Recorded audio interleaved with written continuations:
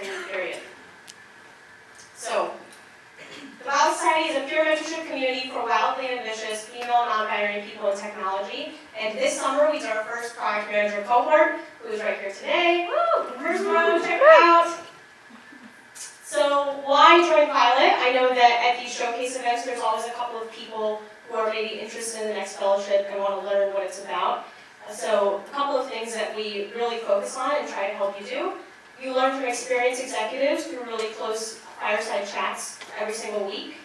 You grow personally and professionally. We really care about having a blend between coming together as friends and as connections and like networking together. You form close friendships and professional relationships, and you build a giving habit. So every single week we do these things called masterminds, where people share advice and experiences about different challenges that each member is facing at that moment, and help one another overcome those challenges faster and more effectively.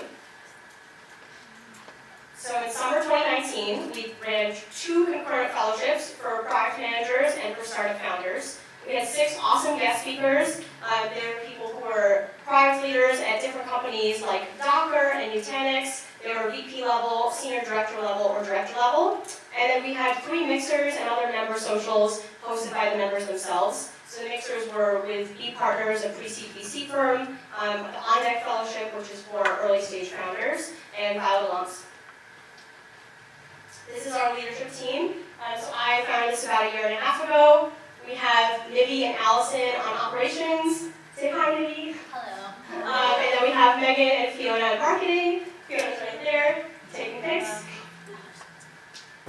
So a little bit more about what we did this cohort. We had a full day kickoff where we got to know each other and our personal and professional goals. We had weekly 3-hour meetings in the evening here at LinkedIn. Thank you so much, LinkedIn, for hosting us. And then we had mixers and socials to get to know each other. So tonight's agenda is member presentations from every member, and we'll have a break in between, so you'll get to see 6, and then a break, and then 5. And then I'll tell everyone what's next for Violet. We have a couple of announcements and details about our fall fellowships. And then, just like you were before, mix, mingle, and meet the other awesome people here. Thanks so much. Oh yeah, sorry, I forgot my little social tag. If you want to post anything, we would highly encourage it on Instagram, Twitter, Facebook, or LinkedIn with the hashtag The Violet Society. All right, Jisha is first. Thank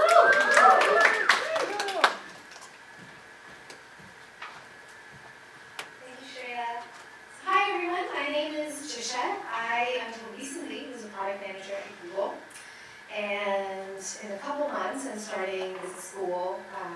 And so I thought today I'd share with you how I figured out this life transition during my time at Violet Society and how my group of Violets have helped me through this. But before that, I think I really need to tell you my life journey. So I was born in India, and I moved every 2 years. Clearly I couldn't fit as many pins in that little map over there. But, and while moving schools every 2 years was not so much fun, I love traveling, I still do. I came here straight from the airport, which is why you see me in my pink vacation pants from Cabo.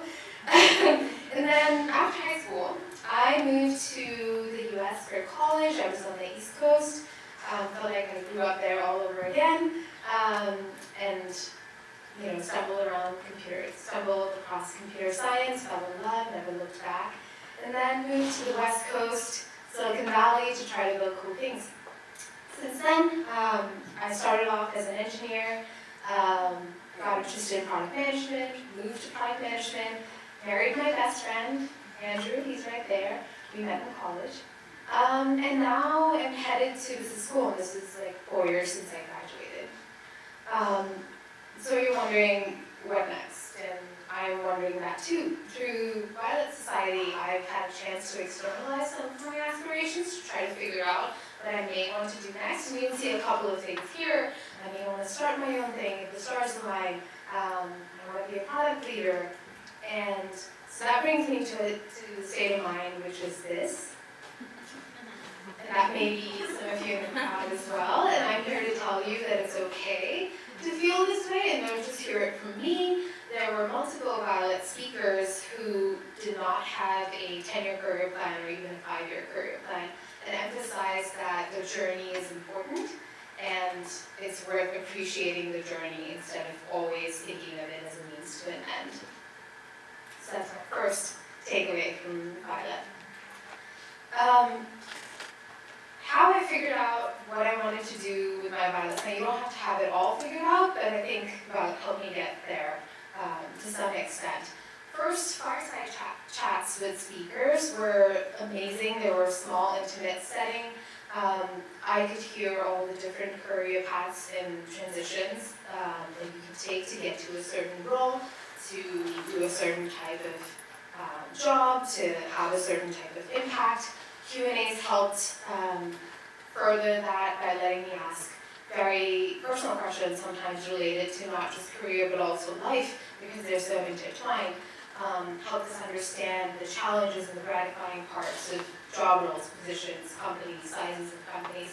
And last but not the least, masterminds with Violets were really a space for me to externalize my aspirations, hear from everyone else in the cohort how they process through similar thoughts, and hear about their challenges to figure out what I may want to do when I'm in a similar situation. Some tactical takeaways I learned from Shania, who's one of our speakers, that confidence can be cultivated, and it's a skill. She shared personal stories of when she saw very clearly that because she wasn't displaying confidence, an opportunity was lost. And another situation where her switching that around helped her get the opportunity, and that was just a data point that was a revelation for her, and it was really great to hear that from her personally. She also taught us to think two steps ahead. Think of your next job as a way to prepare you for the job you want after that. I learned from Nikita that you don't have to be in your 50s to start a nonprofit organization. I also learned from her that it's really important to find sponsor work, and you're wondering, what do I ask my state level directors? What do I say when I talk to them? And one tip she offered was, ask them for feedback, because that gets them invested in you. And so when I think of Violet, there's a lot of different things that come to mind, and I couldn't possibly capture them all. I felt supported not just in my career, but also in my life. But most importantly, I felt inspired. When I'm supported by a group of really ambitious, amazing women, I feel like I'm a version of Jisha that can do anything, that's a version of Jisha that surprises me. And I hope you feel the same or have felt the same in some of the communities, so I'll leave you with that. Thank you, and here's how you can get in touch with me. And I'll hand it over to Amy. Come on up here.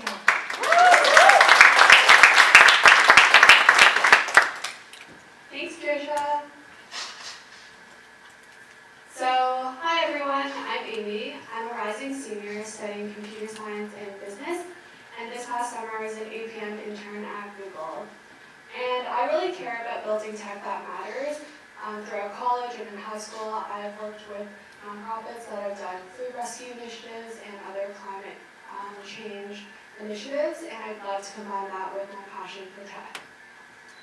So the beginning of Violet actually coincided with a pretty big career transition. This was the first time I've ever done PMing, and I guess those two things just overlap really nicely together.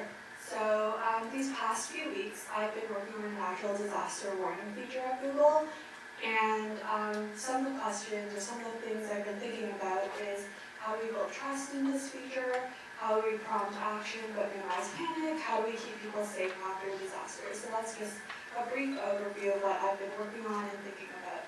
And today I wanted to talk through 3 takeaways that I've gotten throughout these past few weeks. So first of all, I think this picture is a pretty accurate representation of how I felt at the beginning. Everything was fine. My project timeline completely changed 2 weeks in, but I think I realized that being a PM is just about managed chaos. And it really helped when I became more flexible when things didn't go as expected and changed my mindset. I personally am not someone who loves conflict, but I talked to a friend who said, who explained how he thinks about conflict like a game and how you can move levers around to change the situation, and I thought that was a really interesting way of framing it. I also found, another thing that I found kind of challenging was the fact that I had so much decision-making power. This is a feature that's going to go out to millions of people at a time when they're most vulnerable, and I couldn't believe that I get to decide a lot of these things. I was like, I don't know anything about natural disasters, why am I the one making these decisions? But I think what really helped was just sitting down, thinking logically, structuring the decisions, thinking about the alternatives, reaching out to people who are subject matter experts and getting their opinion, and at the end of the day, just trusting that you've made the best decision based off of the information that you have, and no one, like there is no right decision, and no one knows what the answer is. And finally, I think I've been surprised by how much the job is detailed process, because at a really big company, especially at Google, a company that's incredibly bottom up, a lot of the work of a PM is just building alignment on the team. And I think two things that have really helped are identifying people with influence at the beginning to try and get them to back the project, and asking for ideas and opinions early so people feel more invested in the project. And like I said, Violet coincided perfectly with the timing of this, and I think Violet, we learned a lot of really interesting tactical advice, both career-wise and personal advice. But I think looking at it at a higher level, it was really interesting to see all the speakers work in very different areas and have very different careers, despite the fact that they were all product managers. And that just made me realize how important it is to decide on what you're optimizing for in a career and really chase that. So thank you for listening to me talk about the things I've learned in the past few weeks. If you want to stay in touch, those are two methods. I also have Facebook, but it might be hard to find me. Thank you.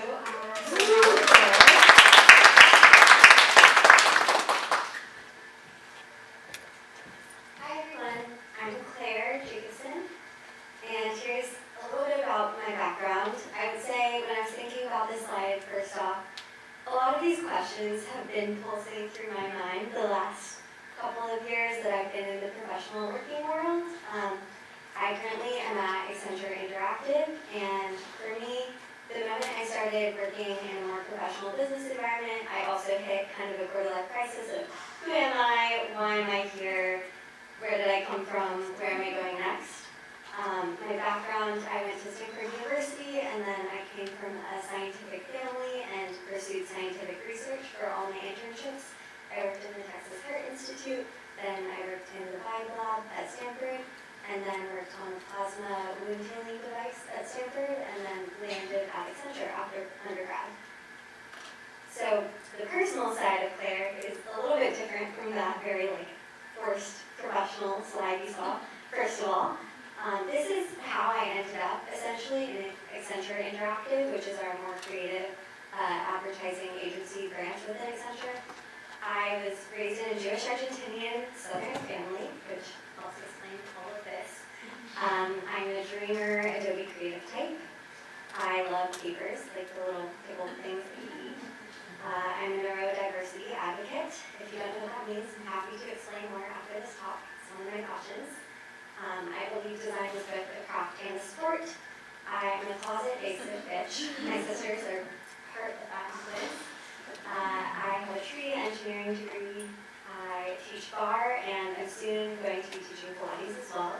And I'm an environmentalist because the only other choice for me would be to be a fatalist. There's some kickers and an onion because I have lots of layers. So the first part of my story here is that initial background in my education. I did a lot of CAD modeling in school, 3D medical modeling, rapid prototyping, design sketching, and was like, okay, how do I actually make money with all these skills? Cool. And that put me into Accenture, where I continued using my creative passions and technical skill set to then go build digital products, where I really quickly ramped up in sketch and vision, business stakeholder communication to understand which product features we were going for, and on proof of concept to actually build out and implement, and then also training analysts as they came into the company and leading by example. My next ecosystem is a little bit ambiguous still. I'm looking for a place with a design team with good design leaders that is design driven, has good engineers, has steady leadership on the business side, has either a product or a business service that involves artificial intelligence, and has around 50 to 2,000 employees, so small to mid. And I will say, like, before going into part 2 of learning SQL, these are my 3 milestones of like what I knew coming into Violet I needed to really work on outside of work to like guide myself in a direction in my career, as opposed to just continue to plug and chug and do the same thing in my current role, which is kind of how my leadership has been pushing me the last year. So part 2 in Violet, my big focus here was learning SQL, and this is something that I invested time in with Lisa. Shout out quickly here to Lisa. She was a wonderful accountability buddy. We just cleaned each other like once a week to make sure we were on track with our SQL learning, and we used Udemy. They had a great course online that was only $12, or really rounds up to $13. And these are the, like, basically you learn the grammar, you learn basic syntax and structure of SQL to be able to use it just like you would learn any language. And there were a few like portions that I think we don't have to go through in detail because people here don't want to listen to me teach them SQL probably tonight. But the Udemy course is great, definitely pitch for that. And then surprise, last week I was reached out to by someone who works at Google with Accenture, and they interviewed me and had me take a test on SQL, so that potentially my next role could be something that's more involving SQL in my current position right now. Here are deep dives with syntax of SQL. We're just gonna breeze over this to get to the last final point here. So in order to make that leap from design to PM, going from the plug and chug everyday UI UX, product definition, POCs, just like cranking out work, I think the biggest takeaways for me were stepping back and seeing the forest again, stepping away from my work for a second and being like, okay, what is the why behind these features we're building? What is the larger product that we are actually building here? Also bringing back my analytical brain, which I had used quite a bit before the UI UX work. And I think SQL is a great way to do that, or learning R or another language. And then I think just going through some action stepstones is a good way to push yourself if you feel any hesitation ever as a designer to push yourself into a more business role. It can be really helpful to just talk to people who are actively doing it day to day, and then join the current product newsletters and network with people to feel like you're ready to make that leap. And then you just have to do it, like Nike says. And then bonus here, like everyone said, Violet is a lot more than just a professional track. Here are just some pictures of things that Violet helped push me to do in my personal life. Thanks for listening, everyone.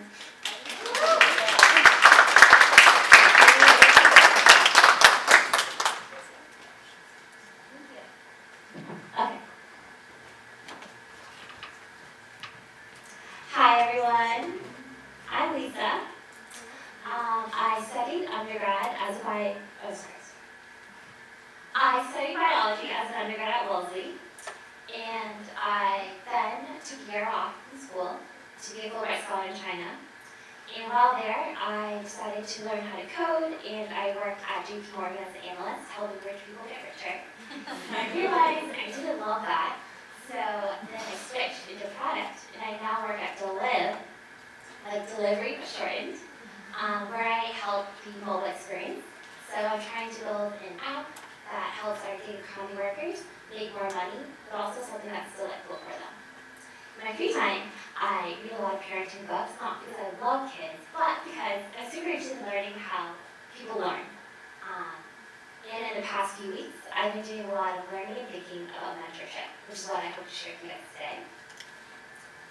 The framework that I'll be using today is something that Atira, shout out, she'll be presenting later, shared with me. And it's the concept of like, okay, for mentorship, you want to have like 3 buckets. One of them the domain expert, one of them the pie in the sky, and lastly the peer. So the domain expert is someone who knows a little bit more than you. Oftentimes they can be your manager. And what's really interesting is that not all managers are the same. Sometimes you'll look up and you'll have someone who is super, super people oriented, really excited to help groom and grow you into someone awesome. But also, you'll meet a manager who